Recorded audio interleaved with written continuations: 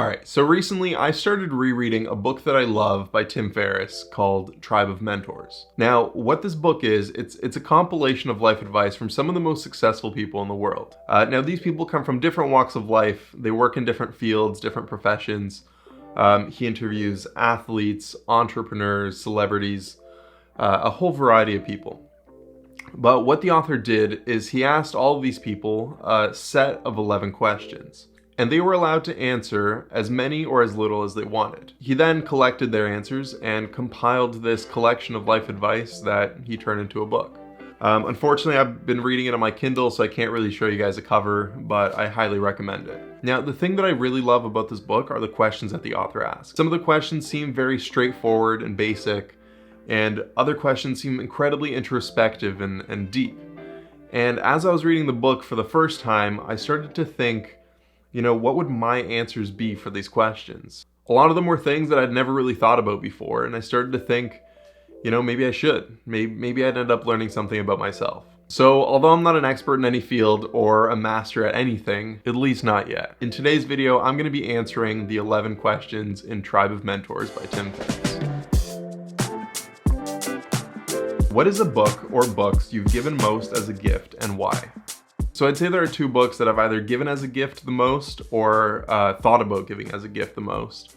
The first one being Meditations by Marcus Aurelius. Now, Marcus Aurelius was a Roman emperor. He was also one of the great Stoic philosophers. And this book was kind of like my introduction to Stoic philosophy. It had a huge impact on my life. If anything, Stoic philosophy has taught me to realize the difference between the things that I can control and the things that are out of my control. And it has helped me to learn to not worry about the things that I can't control and really take responsibility for the things that I can't. Hopefully that made sense. But anyways, that idea itself has had a huge impact on my life, and it's something that I think about all the time. And in general, the book is just filled with a ton of quotes that are really useful and really interesting to think about. Now, the second book I would recommend is The Slight Edge by Jeff Olson. What this book is essentially about is turning simple habits and disciplines into massive success.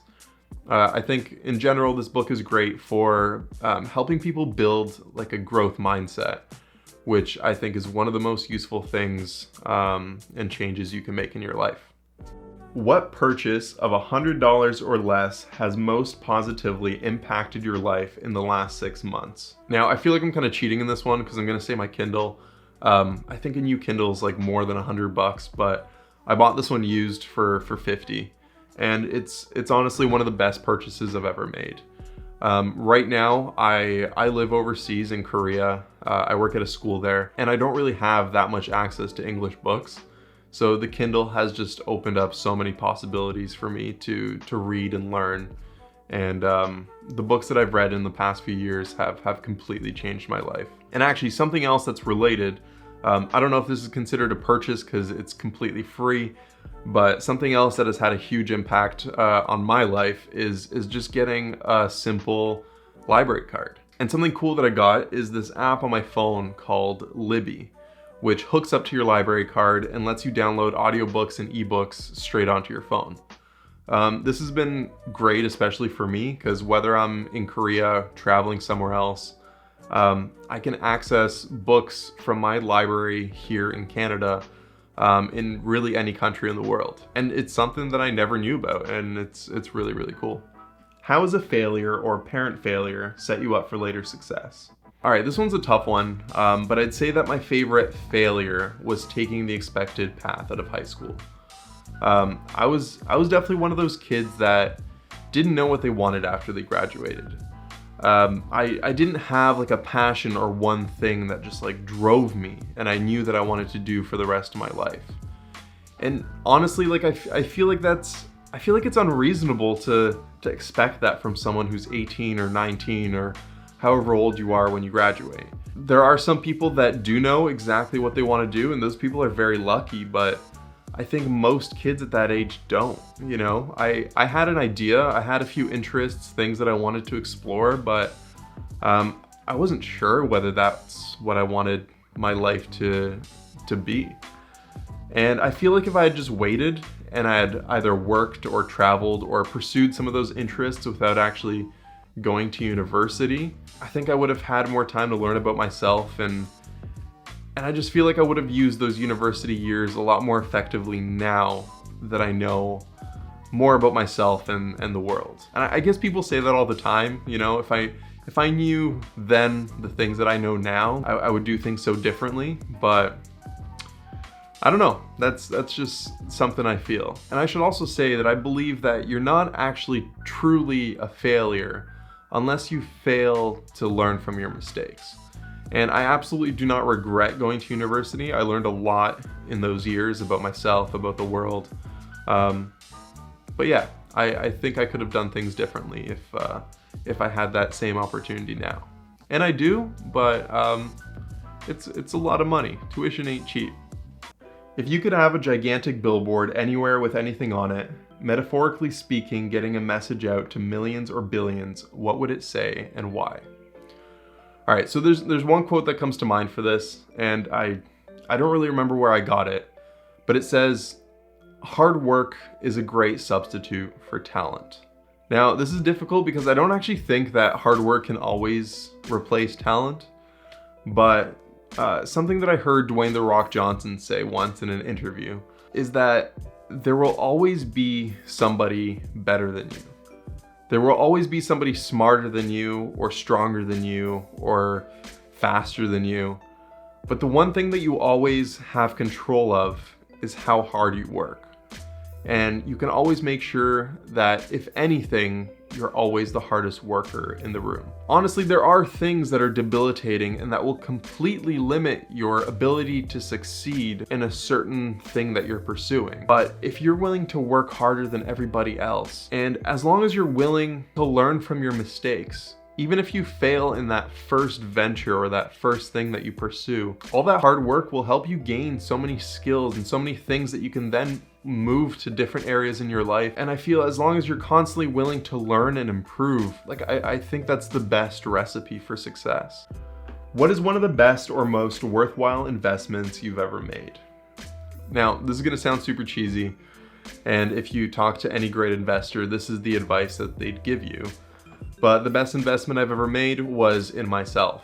A couple of years ago, after I graduated university, I wasn't really happy with myself and with the way my life was heading. I got tired of that, and I decided to take responsibility for it, and I started getting into self-development.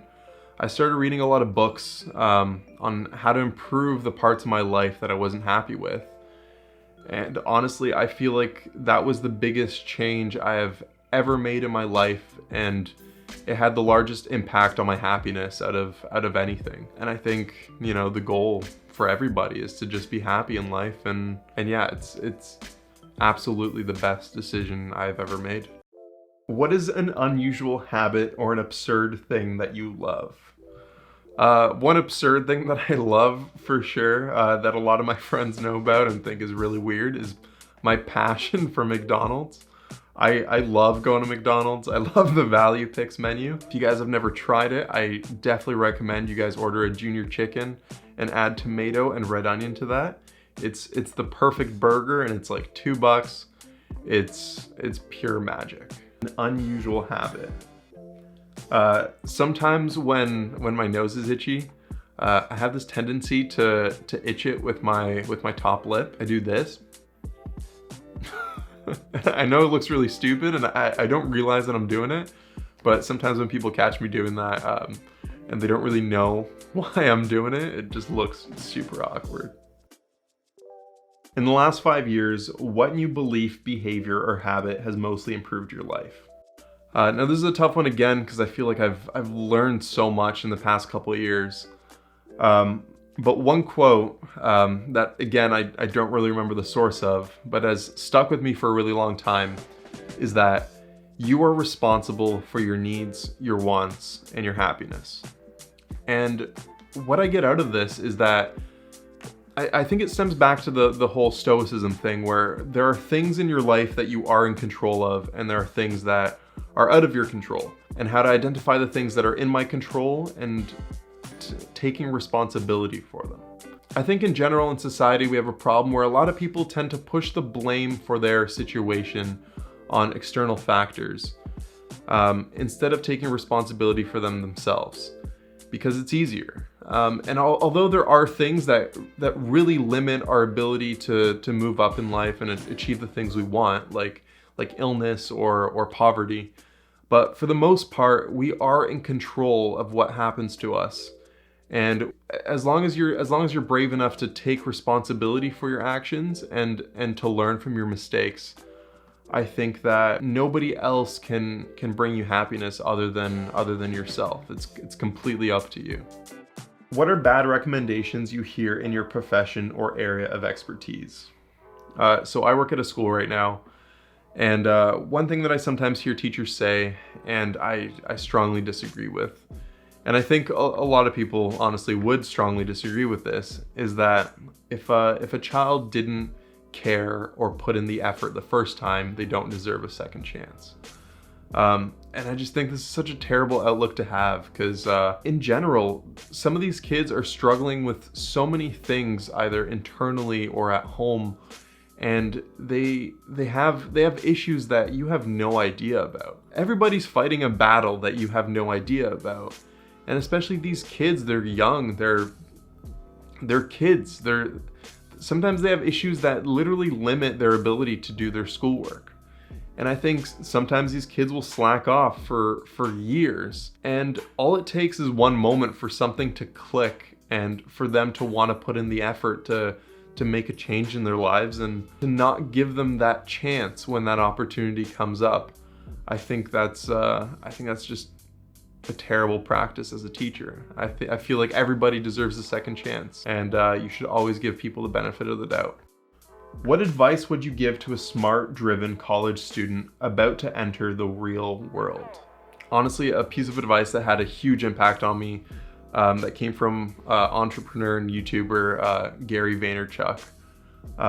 Actually, I'll play the video. It was this. Patience. Lost in life? It's patience. Okay. You can't be lost in life when you're this young. You just have to change your mindset. Like, to me, when I look around this many people being in their 20s, like everybody's judging themselves way too early. What I would do is gather as many experiences as possible. Almost everything is perspective. Like, I think I'm just starting, so imagine what I think for most of you. Patience. Thank you so much. Patience. Whether it's your parents or yourself or people, everybody's trying to prove something so early.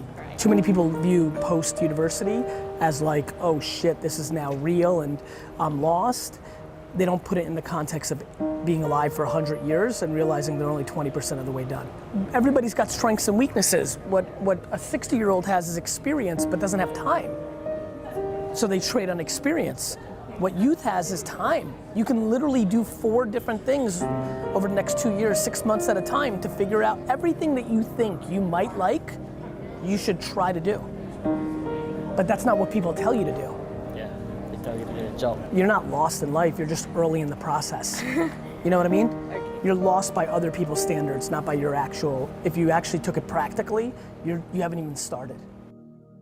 In the last 5 years, what have you become better at saying no to? This one I would say is definitely still a work in progress, but caring about other people's opinions. Honestly, I feel like everybody has things that they want to do, but they don't because they care about what other people will think of them. I've really been trying to battle that and step out of my comfort zone to do the things I want, because I feel like that's the only way to learn more about yourself and in the end become happy and successful. So it's something I'm still working on, but I feel I'm really proud with the progress that I've made in the past few years. When you feel overwhelmed or unfocused or have lost your focus temporarily, what do you do? So I've dealt with anxiety throughout my life. And I feel like, especially when I'm going through a particularly stressful moment, the thing that has helped me the most is simply to exercise. To go for a run or go to the gym. Exercise just makes you feel so good, and especially in a moment where you feel so weak, when you feel anxious, it's extremely empowering. And yeah, a lot of the times where I find myself being more anxious are times when I've forgotten to exercise and I've just been sitting at home either working or doing whatever. When it came to fixing long-term anxiety, for me, the best thing was to have a life plan, to have goals, and to have steps mapped out to make sure that I'm on the right path to achieving those goals. I think especially when you feel like you've lost control of your life, or you feel unfocused and you feel like you're stuck and you're not going anywhere, that brings a lot of anxiety, and having those goals, having that life plan, really taking the time to think about what you want and how to achieve it. Personally, that's helped me a lot. So that's it. Those are the 11 questions in Tribe of Mentors, and those are my answers. Hopefully you guys enjoyed the video. Honestly, I would totally recommend you guys try answering the questions. They're really interesting to think about, and I learned a lot about myself. If you guys did enjoy the video, please like, subscribe, do whatever you guys want. And if you do end up answering some of those questions, I would love to see your responses in the comment section below. Thanks for watching. I'll see you guys in the next one. Peace.